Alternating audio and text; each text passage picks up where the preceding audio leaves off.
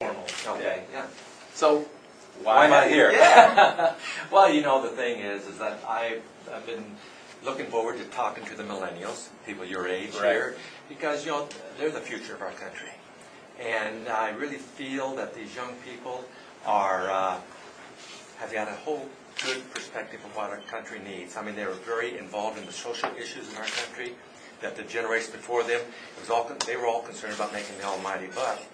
And I feel that with the thousands of you I've been talking to over the last year, that you have more important issues than you, besides being just financially successful.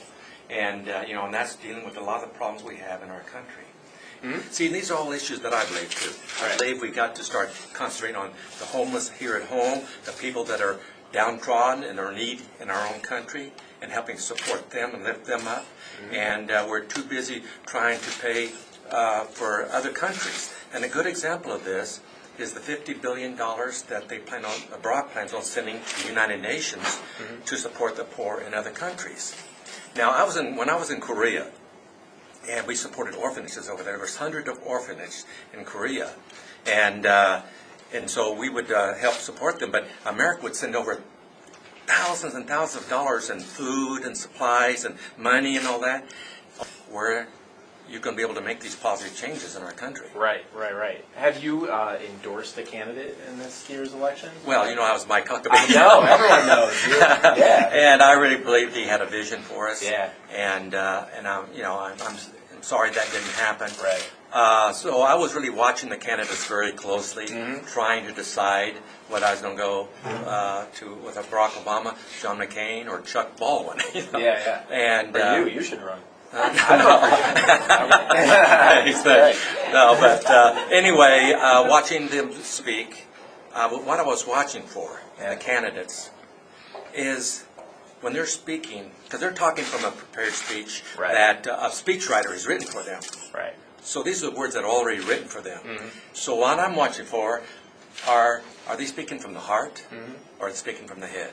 We got to bring the power back to the people. See, this is the thing that's frustrated me for years, is that the political leaders are dictating what we should do in our own country, what we the people should do. Right. And it should be us telling them what should be done. And I really believe that we've got to get the power back to the people, and I talk about it extensively in this book, you know, about this here, because it really bothers me. And the whole thing is, I made it, you know, okay? Yeah. I mean, I'm financially stable, so I'm not worried about it. Right. But I am worried about the millennials, the people that are going to move into the workplace next, and what the future is going to be for you. Definitely. So I'm worried about it. Yeah. And so anyway, I think I give some common sense solutions in this book. Nice. That maybe it will help you. And you know, I've been there and done that. I'm 68 years old. Okay? Wow. You're looking good. Thanks. So the thing is that, you know, I've been around the block several times. I've been in the workplace, in the martial art arena, and then the film arena, and all this stuff here.